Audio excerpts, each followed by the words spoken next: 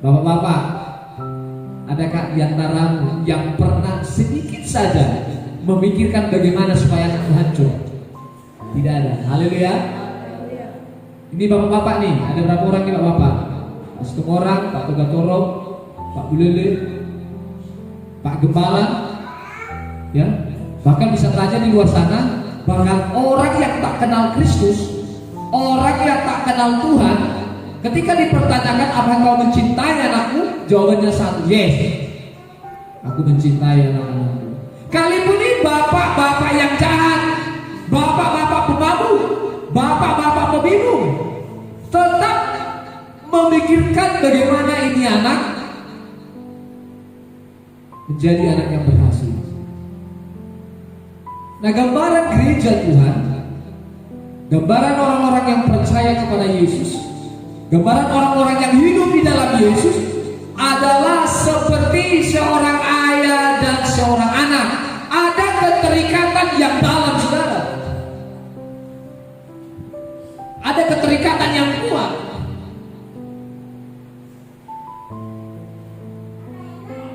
Ini yang perlu kita pelajari. Bagaimana merasakan kasih Bapa yang besar yang tentunya tidak pernah kita lihat, saudara. Tidak pernah melihat bagaimana bentuknya Bapa yang kita sebut sebagai Bapa di dalam Yesus, sebagai juru selamat. Tak pernah kita lihat tampaknya seperti apa, saudara. Tetapi kita sebagai orang yang percaya merasakan dengan iman bahwa Bapa itu benar-benar ada dan kasihnya benar-benar besar. Untuk itu, saudara, firman Tuhan menggambarkan hubungan antara gereja dengan Tuhan, hubungan jemaat dengan Allah adalah seperti ayah kepada anaknya. Ini firman Tuhan memberikan penjelasan-penjelasan yang sangat sederhana untuk kita memahami. Seorang bapak tidak akan pernah memikirkan sesuatu yang buruk tentang anaknya. Ya, coba Bapak Ibu Saudara, perhatikan ayat 6, kita membaca dan kita akan kupas secara perlahan kepada Ibu Gembala. Terus ayat yang ke-6. Karena Tuhan menghajar orang yang dikasihi. Tuhan adalah Bapa, anaknya adalah saya dan saudara. Amin. Haleluya. Tuhan adalah Bapa yang mengajar orang yang dikasihinya. Seorang bapak yang ketika anaknya meminta sesuatu yang terbaik untuk dirinya, maka ini bapak akan menimbang-nimbang, dan ketika itu sesuai dengan kebutuhan anak, maka ini bapak akan memberikan. Haleluya. Tetapi berbeda ketika anak ini melakukan satu pelanggaran, satu kesalahan. Ini orang tua harus banting, ini orang tua harus hajar, ini orang tua harus pukul, saudara. Tidak pernah menimbulkan sukacita ketika kita dihantam. Amin. Ketika kita dihajar, dipukul, tidak pernah mendatangkan sukacita, mendatangkan sedih dan duka cita, saudara. Karena saya memahami bahwa hubungan Allah dengan orang-orang yang mengasihi Allah adalah seperti ayah dan anak, saudara. Ini adalah uraian yang sangat sederhana sekali. Firman Tuhan katakan bahwa Tuhan menghajar orang yang dikasihinya. Tidak enak, saudara. Tidak enak. Sebab apa, saudara? Sudah dikatakan firman bahwa akan dihajar. Orang yang dikasihinya akan dihajar. Bukan diajar, tapi dihajar. Makanya ketika saudara mengalami satu persoalan yang engkau menganggap bahwa hidupmu sudah benar-benar hidup berkenan dalam Kristus, dan engkau menganggap bahwa hari ini saya sedang mengalami masalah, kenapa ya Tuhan?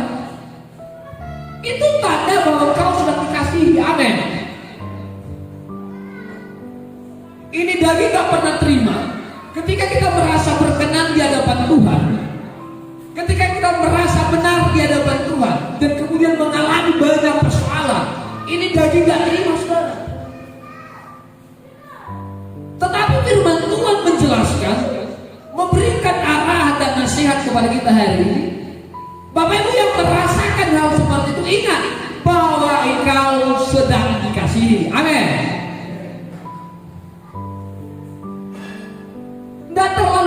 ketika kau menikah tidak punya anak, tidak terlalu penting. Tidak terlalu penting kau tidak memiliki kesehatan yang mumpuni, saudara. Amin. Tidak terlalu penting. Tidak terlalu penting kau punya harta hari ini. Tidak terlalu penting.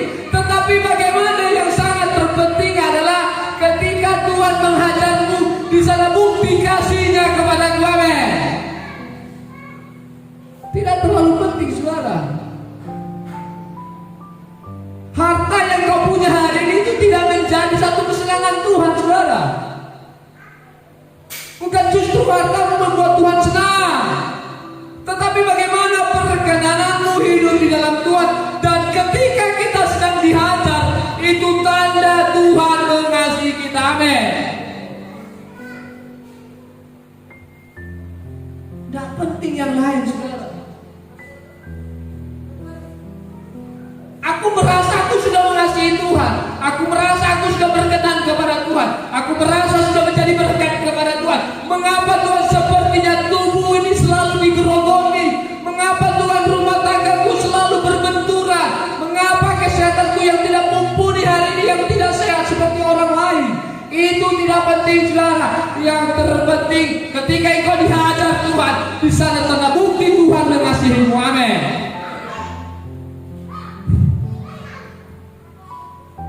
Saya sangat banyak belajar, saudara, bahwa hidup ini adalah hidup yang tidak terlalu penting ketika kita tidak hidup di dalam Tuhan. Tidak terlalu penting, bahkan tidak penting lebih tepatnya, saudara. Perkenanan Tuhan terus yang kita kejar. Kalau Bapak Ibu Saudara hidup seperti hari-hari ini, bangun tidur, makan pagi, berangkat kerja jam 8, pulang jam 5, jam 6 mandi, jam 7 makan malam, tidur jam 10, kemudian bangun jam 6 pagi, makan pagi jam 8, pergi berangkat bekerja sampai jam 5, demikian seterusnya. Apa yang mau kita raih, saudara? Apa yang mau dipertahankan dalam hidup ini kalau hanya sebatas rutinitas yang terus menerus kita kerjakan, saudara? Jangan sampai habis hari-hari ini diputar oleh waktu, tetapi saudara Bapak Ibu tidak memegang apa yang Tuhan maksud, tidak mewujudkan apa yang dimaksud oleh Tuhan di dalam setiap kehidupan kita. Dan ia menyesal orang yang diakuinya sebagai anak. Dan ia menyesal orang yang diakuinya sebagai anak. Ternyata ada orang yang tidak diakui. Tuhan mencatat, firman Tuhan mencatat bahwa ia adalah Allah akan menyesal orang yang diakuinya sebagai anak. Dan semua anak-anak ketika itu seumuran dengan anak kita, kemudian kita sebut anak, betul? Kita punya anak umur 12 tahun, kemudian ada anak yang berumur 12 tahun. Apakah Anda mengaku itu sebagai anak? Apakah Anda akan mengaku itu sebagai anak Anda? Tidak. Ini bukan anakku. Apakah Anda berhak untuk memukul dan menghajarnya? Tidak. Benar-benar hubungan gereja dengan Allah adalah seperti ayah dan anaknya. Jika saya tidak mengakui ini orang sebagai anak saya, maka saya tidak pernah berhak untuk menghajarnya. Ya, lu pasti orang roda dan judul di jauh guna, kemudian ala di judul lagi dibanting, tak kiakan, tak kiai. Aduh tu amun, haleluya. Aduh tu inungna, haleluya. Bahkan meloro berena, nejul, tok lo sama dihanda. Aduh tu amun, pukul lalu ni lah aduh si cerita. Nah Tuhan juga seperti itu, akan menghajar dan menyesal orang yang diakui anak. Amin. Haleluya. Ini yang sakitnya loh, jangan ingat berkat terus. Berulang kali saya sampaikan, kalau tentang berkat bukan tentang taat Tuhan. Kalau sekedar tentang berkat, tentang pekerjaan berhasil, karir diberkati, perjalanan hidup terus mendaki, harapan-harapan finansial tercukupi. Kalau tentang itu nggak usah ikut Yesus, nggak usah ikut Yesus. Kalau tentang harta sekarang, ini loh, bagaimana mungkin dapatkan surga, kehidupan yang kekal, ternyata saudara tidak diakui sebagai anak. Ini tidak pernah terjadi. Haleluya. Ibu siap dihajar? Aku lain kan siap diberkati kan? Aku siap dihajar kan? Rek kamu mah jangan dia jadi keping kasih lah. Itu pertanyaannya, siap dihajar dan siap diberkati. Saya sudah sampaikan berkali-kali, kalau tentang diberkati gak perlu dibahas. Tuhan memberikan matahari kepada semua orang, betul? Tuhan memberikan hujan kepada semua orang, betul? Itu berkat saudara. Tuhan memberikan udara kepada semua orang. Tidak perlu bahas berkat. Semua orang itu adalah di sana orang-orang percaya, di sana orang-orang yang tak kenal Tuhan, di sana orang-orang bahkan tidak mempercayai adanya Tuhan. Semua orang Tuhan memberikan matahari, saudara. Tetapi Tuhan menghajar hanya orang-orang yang diakui sebagai anak. Amin.